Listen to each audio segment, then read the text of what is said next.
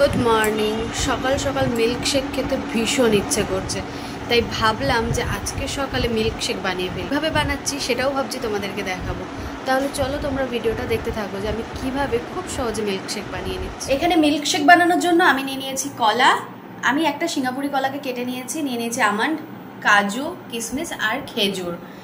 এখন আমি এগুলো মিক্সিতে দেব। নিয়ে নিয়েছি মিক্সি। এখন এর মধ্যে দিয়ে দেবো কলার টুকরোগুলো,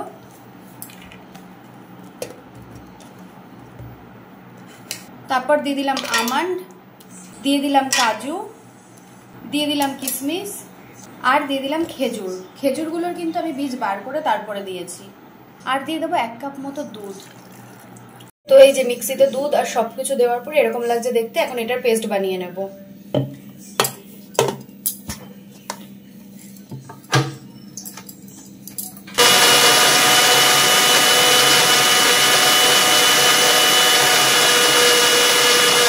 এবার আমি দিয়ে দেব পিনাট বাটার। এই যে পিনাট বাটার।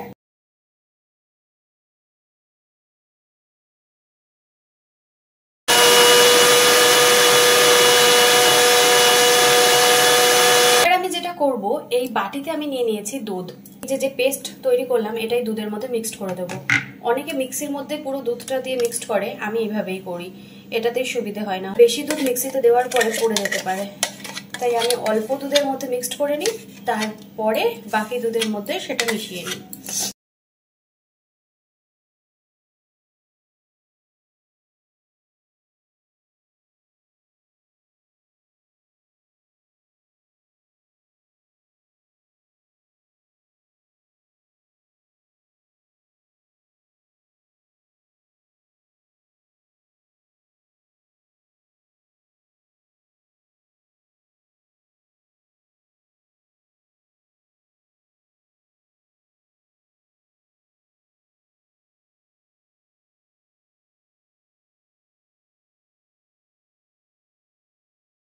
Milkshake ready. অনেকের মধ্যে মধু দেয়, কিন্তু আমি আর মধু ইউজ করলাম না। যাই হোক, কিরকম লাগলো তোমরা কমেন্টে অবশ্যই আমাকে জানিও।